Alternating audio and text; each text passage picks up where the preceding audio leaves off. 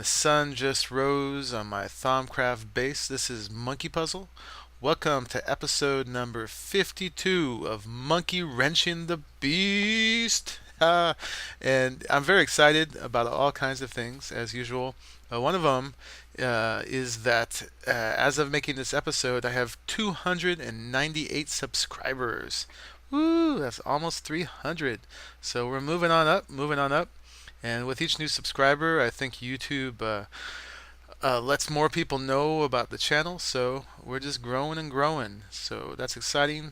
More people can share and what we're doing here, and I can share what other people are doing. So please comment on stuff and let me know what you think and lend your ideas. It's a big forum of ideas here. So anyway, I've been getting ready for today's episode. So there's so many things I want to do. As usual, I don't even know if I'll get through them all. But one thing I should do is set a timer. I'm going to do that right now. Done. That's a good thing to do because I always lose track. So I did a little bit more research in Thaumcraft, and now I can make one of these, a Thaumium grafter, and one of these, a Thaumium scoop. So we've upgraded some of our beekeeping stuff. Beekeeping is one of the things I want to get to today. We'll see if we get that far because I've got a lot of ideas and things to show you first.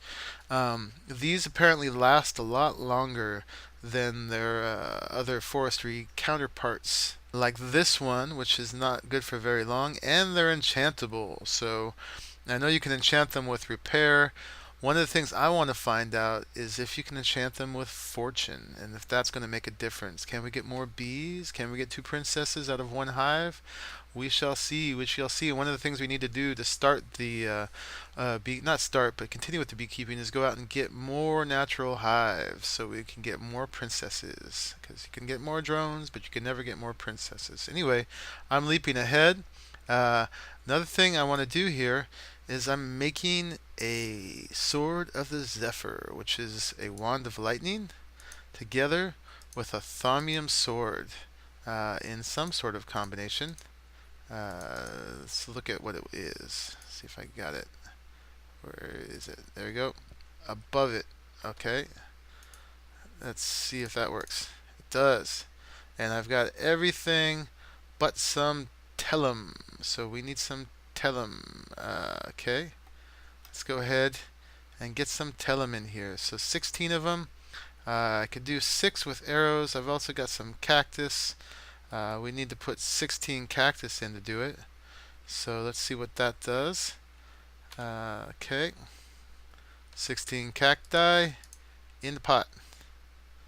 And ooh, that's a lot of leaves. I think we're going to lose some, create some flux, but that's all right. Maybe it can catch them all in the Olympics. I try to keep them clear all the time. Anyway, we're ready to make a very cool sword. And yeah, it can blow things away. Woo, sorry. Woo.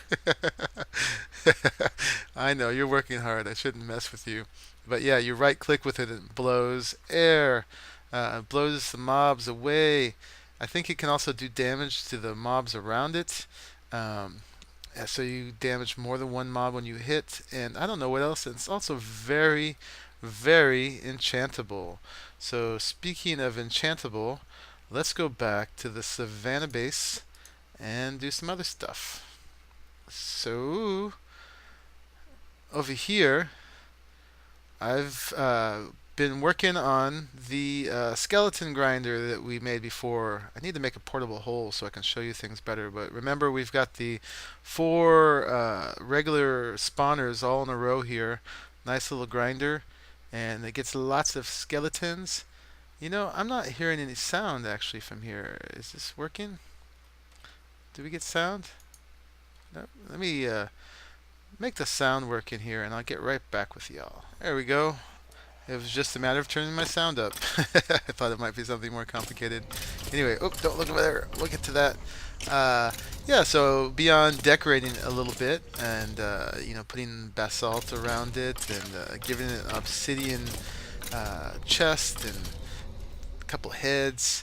It's been working great. So I haven't had as much time to play as I'd like to lately. So I spend a lot of time AFK right here, letting things build up. And that's not all of it. I've done some arranging of all the books that we've got so far, and they're all in here. So there's quite a few, and I've got a very learning a lot about how the enchantments are spread as far as the probability. And I've learned that some enchantments are very common and some are very, very rare. And I'll show you all that. Let's see. Let's start. Yeah, let's start with the armor. Armor. I've got tons of fire protection and feather falling and protection, and just well, that's a protection 4. Just a couple, 3 aqua affinities, 1 protection 4. Just a couple respirations. That's the only thorns we've gotten. That's the haste 2 and then haste 3. So yeah, these come in much fewer proportions than all the blast protection, fire protection, feather falling are quite common. I've got just tons of feather falling 4. All these, the disjunction, the vorpal, the soul stealer, super common. I'd say I get those like not quite half the time, but quite a bit. So we've got all this, and what else? The Thaumcraft, those actually come in very rarely. So we got a little bit of potency, some frugals, treasure 2, treasure 3, and charging. And I've only gotten 2 repairs. So rare that I went ahead, ooh, a little lag, put them over here in the chest. Actually, we're going to use those today. So let's go on with this. And then tools, efficiency 3. These are all efficiency 4. And then 2 fortune 2s and all these fortune 3s. So fortune 3s actually come in relatively often. Unbreaking 3s are right here. And then there's an unbreaking 2. Swords, another very common enchantment. Lots of sharpness and smite and knockback and fire aspect. Let's see, these are all sharpness 4. This is all knockback 2. And then more uncommon is looting. We've got 4 lootings here. 3 of them are looting 3. That's a good one. And then I guess fire aspect actually is a lot less common. So just a few fire aspects there.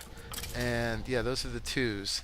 But we can, oh yeah, this is all knockback 2, and this is all sharpness 4. So we could definitely buff up any sword we need or any weapon that will take it.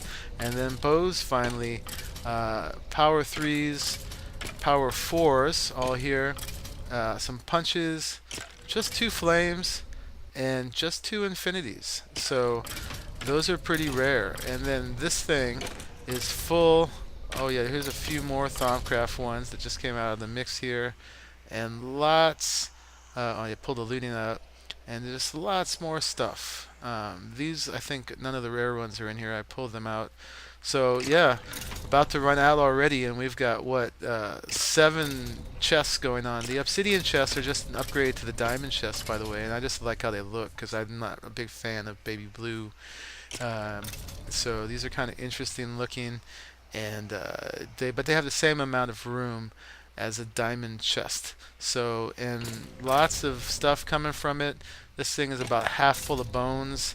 The arrows are lagging behind because they I learned that if you have one of these barrel upgrades and you break it in order to move stuff, you'll only get 64 stacks back. So if you have to move upgraded barrel, take the stuff out first because you'll lose a lot of it. So that was a lesson learned. And then that's full of armor. I think this, the heads, those heads for when from Nilo Rio was investigating the grinder spawner thing here, and he went in and ended up in there. It was in with the skeletons with his vorpal sword. I don't think we've actually gotten them naturally at all. Another thing full of armor, and then I had to add a third full of armor. So lots of loot from this, and I'm starting to get some really super buff things now. So like I've got this is my bow called Twang, and it's Infinity 1, Power 5, Flame 1, I'm Breaking 3. pretty good bow. Can't put anything on a nano saber, unfortunately. On my mining laser, I added efficiency 2 because remember I goofed that, and you don't get it from the actual mining from the laser effect. You have to actually hit things with it to get the silk touch, which I still found is useful when you got some glass or some glowstone. And it just added efficiency 2 to it, so it actually can get through it quick enough to be worth it. So yeah, which one was this? This was tools. Let's put that back because I like to be organized like that. So this is tool enchantments. Done. No. Done. There you go. Yeah, so that's pretty good. Once in a while, one will live just long enough to try to shoot me through there, or actually no, it was probably one of these guys in here. Yep, you see me. Sorry, you're still gonna die. Yeah, so among the things I want to do today is set up an uncrafting table and see if we can uncraft armor, and I've got some enchantments I want to do. Let's do some of that first because I can't wait. I need to get some XP on me. Let's see, I got Silk Touch here. I definitely want to use that. I got the repair and repair. Treasure 2, treasure 2. You know, I was going to do something else, and I don't know actually know if I'm going to use those today. So let me grab some XP. I actually should have checked how much I'm going to need. But let's go ahead and just get maybe 30 because it's so easy. And first thing I want to do is enchant the drill. Finally, so we got our advanced diamond drill. Let's put Silk Touch on it. Yes, oh, and that only took 6. Ta-da! So now, hopefully, every time I use it, I get smooth stone. So as long as I'm using this, I don't have to deal with cobble anymore and can just work with things much more easily. Not sure, you know, too bad you can't put Silk Touch and Fortune at the same time. And then when I'm going through and getting coal and stuff, but they, I could, you know, I feel bad when I mine through coal and other fortunable ores, but you know, I have so much, I guess it doesn't really matter. But anyway, wanted to do that. And what else did I want to do? I want to really enchant up the Sword of the Zephyr. Oh, and I also wanted to see if these things, the Thaumium Scoop, can be enchanted on their own, and they can. So let's get some more XP and see what happens when we try to just get a straight enchantment on that. And we'll do the grafter later because we're going to get into tree breeding as well once we get the bees all set up. But let's go ahead. Let's do a 30 on that. All right, we got repair 2. Woohoo, that's what we want. And then let's go ahead and we could try putting treasure on it because that's what you'd use on Thaumium stuff. Or we can try putting a Fortune 3 on it. I'm not sure which would work, and I think they're mutually exclusive, but I don't really know. So let's go ahead and see what we can do about that. Alright, so I'm going to try the Fortune first. And it won't take it. Okay, so we can't put Fortune on there. Can we put treasure on there? We can't. So it only gets... Does it only get one kind? Is that really the deal? Huh, I wonder if it can take an efficiency. Let's try that. Let's put an efficiency 4 on there so we just blast through those beehives. But it seems like we're not going to be able to do it. Maybe there's a reason why we got repair 2 straight off. Yep, it can only take that one enchantment. So that's fine. We've got a repair 2 Thaumium Scoop, and let's see if it does that to the grafter too. Repair 2. Yep, okay. That's great. So that's fine. We'll take that. Now, my next goal is I want to make this Sword of the Zephyr into the ultimate sword. So I'm going to collect some enchantments for that, and I'll meet you back at the whatchamacallit, that thing. Okay, give me a second. All right, I got a bunch of stuff picked out, and this is just basically to demonstrate the power of this station over here and this what it can lead to. It's just pretty amazing. So let me see. Let's put our Sword of the Zephyr in, and I've picked looting 3, fire aspect 2, sharpness 4, smite 4, bane of arthropods 4, disjunction 3, vorpal 2, and soul stealer 4. I think that's the highest one of these I've seen. And then I'm also going to try to put repair on it. The one thing I'm missing is knockback 2, but that's actually not very useful with skeletons, and it already kind of comes with its own knockback. Um, so I think we'll skip that for now. So let's go ahead and start. This is going to take a minute, so I won't make you go through all of it. But oh, it might actually be easier than we think, because that didn't take 30. So let's put some looting on it, perhaps. Oh yeah. And then how about some fire aspect? Why not? Okay, so we already need some more XP. Let's go grab some. And I'll do this one more time, and then I'll just get to the end with you guys and show you the sword when it's done. Let's get 30. I think that's a reasonable amount without being too wasteful. And let's put that sword back in there. And what we're doing, oh sure, fire aspect. Ding! And what else can we put on there? They're all going on. So let's go ahead and put them on. So yeah, more XP. So I'm going to put all these on. I'll meet you at the end. I want to see if I can combine these into a repair too. So I'll show you guys that part. But I'll get it all the way up to there. Alright, so I've been adding enchantments to it, and I named it the Ultimo. But I've learned something. I saw Etho, and he had one of these that had like 10 enchantments on it. And the last few enchantments I put on, like here's Disjunction 3, they don't show up anymore. So there seemed to be a limit. Uh, if I try to put repair on it, that does show up. So I'm a little confused how to get as many enchantments on it as I want. So I could be like that. I was trying to get Smite 4, and I was trying to break all the rules with it, and I'll also get what was the other one? Oh yeah, the Bane of Arthropods, and just make it proof against everything. But I guess some of them still are exclusive to each other, even in this Feed the Beast OP world here.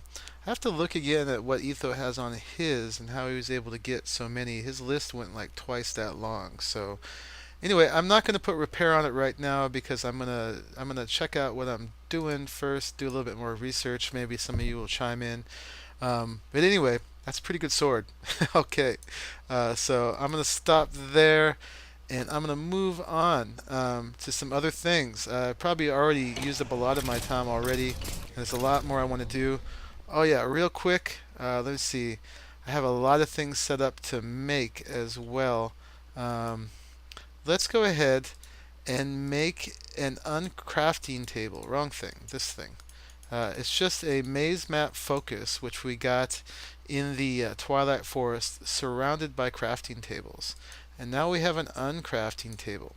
So let's see what that does in this instance with the armor. So let's go ahead and put it down here, say, and let's grab a few things. Let's grab one of these. Let's grab one of these. Let's grab one of these. Maybe a couple of each, and no, I'll start there and see if anything happens when I put them in here. Oh, so I can get 1 gold out of that? Is that the case? Okay, I see. So, and then this. Ooh. Flame. Uh, how does this work?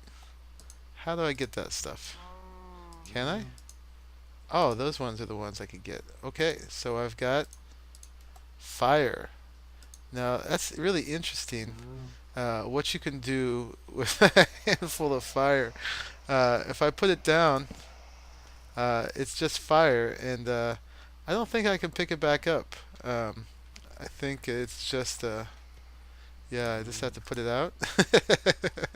Anyway, I have to look with what you can do with fire besides, oh, let's see if we get some recipes for it. Pressing R, oh yeah, of course R wouldn't do a thing. Pressing U. and it's gonna tell us something. We're getting a big old pause here, and it's just gonna tell us how to make chain armor. So we can make brand new pairs of chain armor.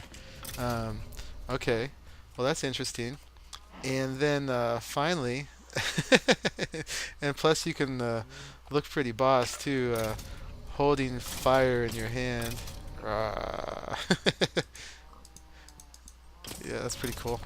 Um, and then let's go ahead, put that in there, and we can get some leather. So that's cool. So my next task is going to be to automate that and do something with all of this. So we're going to get gold, we're going to get leather, and we're going to get fire. And then Life-Size Teddy Bear was telling me about we could actually set up maybe an auto crafting thing for books that then feeds back into the chest over there. If not that, at least this chest here where the enchanting turtle is pulling from. It uses them pretty slow, but still, it goes through them. If nothing else, we'll at least have a source of leather that we're burning up for all this. Another idea that he told me that I want to work on sometime soon is I had put gates on these forestry machines that suck up all the power, and they work pretty much. When you put some work in here, the electric engines turn on, but I still have to manually turn these on and off when I want to concentrate the power into one machine, or not have them use power while I'm trying to use one machine. But he said that he suggested the idea of redstone energy cells can be affected by a redstone signal. So maybe we can give each one of these a redstone energy cell and use that as a gate. So I'll work on that and I'll show you next time if I pulled it off. There's one more thing I want to show you guys. Well, actually way more than one more thing, but there's one more thing I think I'll have time for in this episode. Half an hour goes so short. Maybe I should just be doing Twitch TV and streaming for 5 hours with you guys. So we get a lot more done that way. But I want to show you the progress on the tree farm right here. It's pretty minimal still, but I've done a lot. So originally the idea was that I was going to do deployers. There'd be one with saplings and one with bone meal, and we'd time them so that they would be making trees. And you can see I've got this zycorodite soil down here. I'm going to use that because it just looks so much cooler than dirt. Anyway, I've decided not to do deployers, and maybe this gives you an idea of what I have in mind. I learned my first turtle programming when I was doing the enchanting turtle there, and I learned enough that I think I can actually get away with doing this whole thing with turtles. I've been watching Seth Bling's tutorials, and I've watched some of Direwolf 20's tutorials. I gotta watch some more, and I've been doing some research on the web. I've got a long way to go. Oops, I always try to get out of here with an E. I got a long way to go, but I think I can do it. I'm not a programmer, but, besides a little bit of basic in high school and Fortran way back in college, which I don't even know if they use Fortran anymore, but I'm not intimidated by it. I think we can do it. And I've gotten this little bit done so far. I'll show you what this does. Actually, before I do this, let's go ahead and start it. Yeah. We'll start a program called Tree Farm. Let's get that going and back up. And basically, the turtle goes along and he puts down saplings and he bone meals them. And it's actually a robust program too, because if he's backing up and he hits an object, he turns around and he breaks it. So I've built that much into it already, and if it was a log or a sapling or whatever, he can go ahead and fix it. So he can just get a whole line of trees going like this, and he gets that far. For some reason, these ones don't work. I'm not sure exactly what's going on, but I just got to fine tune it, and then I got to work on getting it to go to the next row. I also need to decide exactly what the spacing of rows is going to be, and then we can get the whole thing planted with a turtle. And this is Yertle. he's not actually going to be doing it. I'm just using him as the guinea pig for the programming. I've made some turtles with axes to do this. I guess these are called felling turtles. And before someone tells me that, well, the mining turtles can do anything that a felling turtle can do, I know. But these guys are just going to be for the tree farm, and I wanted them to look appropriate. So I thought some nice blue axes are good. Maybe the ones that do this part down here will have the green axe so we can tell the difference. But I want to program these to go down the line and fell all the trees. And at first I thought, well, I'd have a straight line of them going. And then I realized if I'm going to have spaces in between, they're going to have to be able to turn and chop the logs on the side. And if I got them turning, maybe we can have half as many, and they'll fell it here, turn, chop the wood here, go up, do it again. We'll see. But they got to be able to snake through this whole line. I'm not sure if I'm going to have each line just independent where the turtles go up and down it, or if I'm going to actually have them snake around. I'm working that all out. But you can see the golems running around. I was going to have them pick the stuff up. Well, okay, let's back up a little bit. I made all those loggers before in the previous episode, and I could just very well stick a logger in the middle, and that would take care of all the trees, because this whole thing was made to fit in the area that a logger can detect. And then the logger would also do all the harvesting for the most part. So and probably in the beginning I'll just do that. I'll put a logger down. But then I want to get the turtles felling the trees, because I'm trying to do this as much on my own as I can, just as a challenge. And because, the logger is cool, but it's automatic. It's kind of a black box solution where you don't, it just kind of magically does it, and you don't have to figure out how to make it happen. So, yeah, the turtles could have golems going around picking stuff up like I do now. Problem is, if we have turtles going around chopping stuff, I think the golems are going to get killed. It's just going to happen. So decided I can't really use them. So I think I'm going to have transposers dotted throughout the rows here to pick the stuff up. And I think a powered transposer can do itself and the 8 blocks around it. So just put enough of them in here to make a pattern, so every block has a transposer pulling stuff out of it, and then that'll all get piped underground and go to some central area. The turtles will be picking up some of it, and we'll also have to have a way that they unload their contents. Probably make these guys wireless, and then have a wireless computer with a modem, wireless modem, then giving them all commands in unison. We will see. It's in development, but I'm proud of myself that I got that far so far. And yeah, I'll just keep working on it.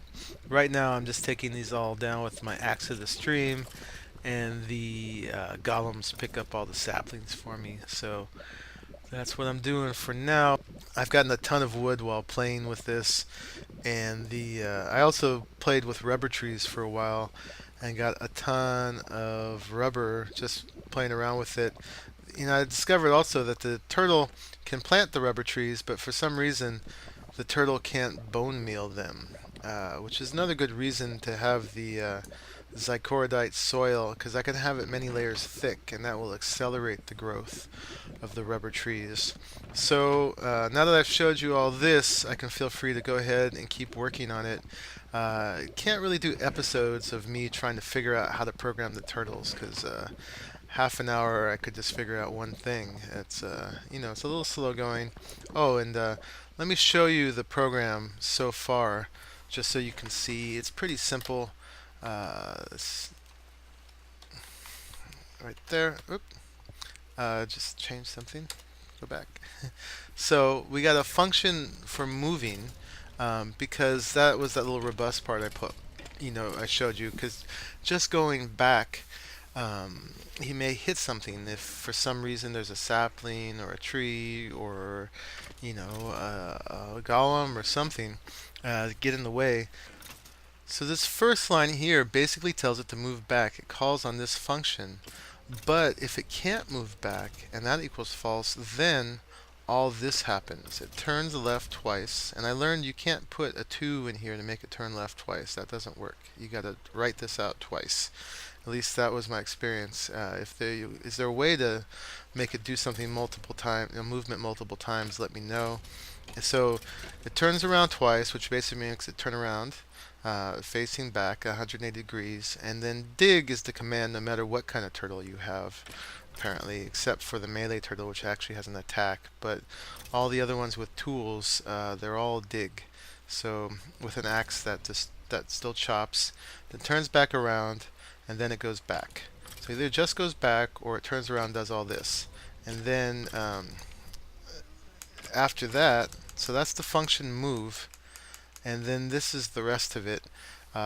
This position is just a variable, that's a word. So counting from 1 to 21, it selects slot 1, which is the saplings, and places, selects slot 2, which is the bone meal, and places, and then it does the function move.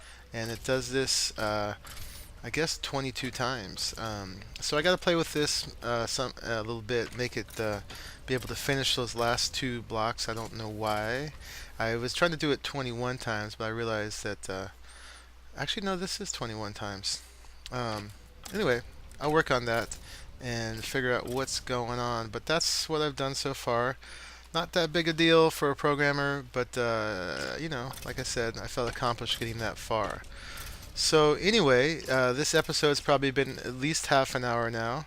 I'm not surprised. I had a list of all the stuff I wanted to do, and I knew it would take longer than one episode. So anyway, next episode we're gonna jump straight into setting up the bee base because we got to get that started so I can be playing with that too, and a bunch of stuff I want to show you around that. I got a bunch of materials in here for stuff we're going to make straight off. That's going to make more than you think. And yeah, so we'll meet here next episode and dive straight into that, so we'll actually get something done on that. But I wanted to show you all these enchanted books and just, you know, the kind of enchantments we're getting and how many enchantments. And this is very exciting too. This is basically constant source of gold, which is the most exciting thing. The leather is cool too. The flame is just neat. I don't know, it's not very practical. Anyway, this has been Monkeypuzzle. Enjoyed doing another episode for you all, and I'm looking forward to the next and the next. So I hope you will join those too. I'll see you later. Bye bye.